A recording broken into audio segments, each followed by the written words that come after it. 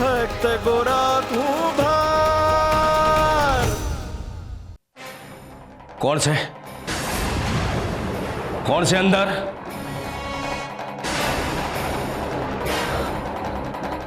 अंदर कौन से?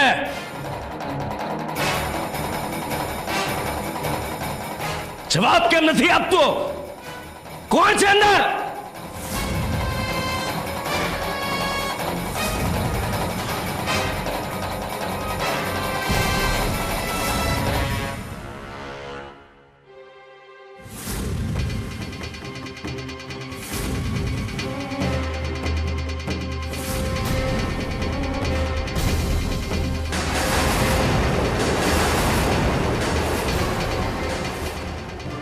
હું છું ગુરુજી। गुरुजी पगला तू? કહું છું દૂર રહેજે પગલા, મારાથી દૂર રહેજે, નહીં તારા લાકડી તારી સગી નહીં થાય। નજીક ના આવીશ મૂર્ખ। આ શું કરે છે? તમને વંદન કરું છું ગુરુજી।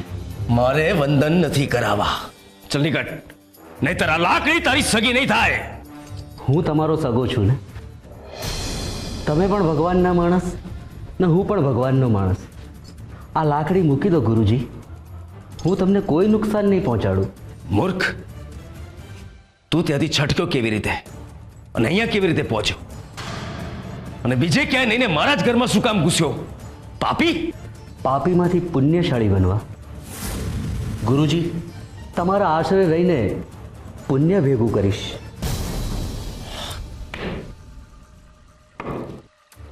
પહેલા તો તું મને ગુરુજી ગુરુજી કહેવાનું બંધ કર અને મને એમ કે તું ત્યાંથી છટક્યો કેવી રીતે અને અહીંયા પહોંચ્યો કેવી રીતે?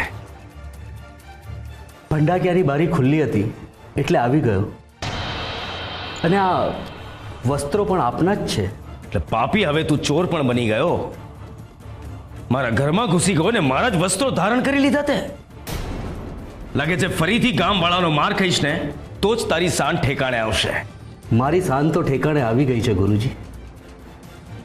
તમારી આપેલી સજાએ મને સદબુદ્ધિ આપી છે। તમારી આપેલી સજાનો હું ખૂબ ખૂબ આભાર માનું છું। કેમ શાંત થઈ ગયા ગુરુજી? મૂર્ખ, મને ગુરુજી ના કહીશ। તમારા વચનો સત્ય છે ગુરુજી। હું મૂર્ખ જ હતો, મૂર્ખ નહીં, આળસુ અને લાલચુ હતો, પણ તમારી આપેલી સજાએ મારા જીવનને સાર્થક કર્યું છે।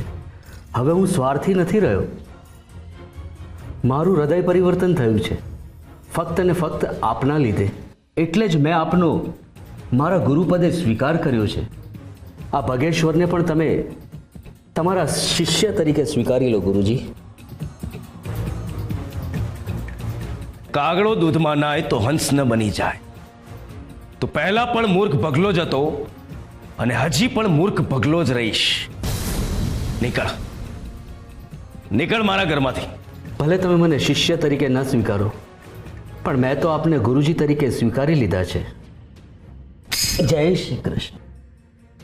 ભાગ અહીંયાથી, નહીતર ગામવાળાને ભેગા કરીને ફરીથી તારી પર પથ્થર મારો કરાવડાવીશ।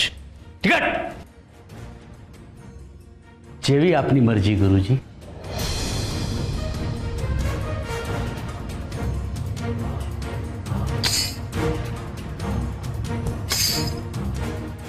મારો તો ગિરધર ગોપાલ, બીજો ન કોઈ।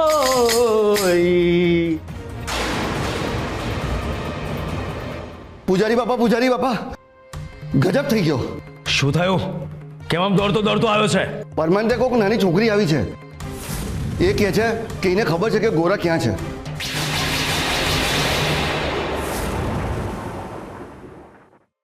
શું ચાલી રહ્યું છે આ બધું? કેમ ભેગા થયા છો? અને આ છોકરી કોણ છે? બહુ પૂછ્યું પૂજારી બાપા, પણ એ કાંઈ બોલતી જ નથી। મૂંગી લાગે છે કદાચ, ના એનું ઠામ કહેશે ના ઠેકાણું। તો પછી તમે લોકો અહીંયા ભેગા થઈને શું કરી રહ્યા છો? પૂજારી બાપા, એ કોળિયું લઈને આવી છે। ગોરાએ એને કોળિયું લઈને મોકલી છે, હે ને ઝીણકી?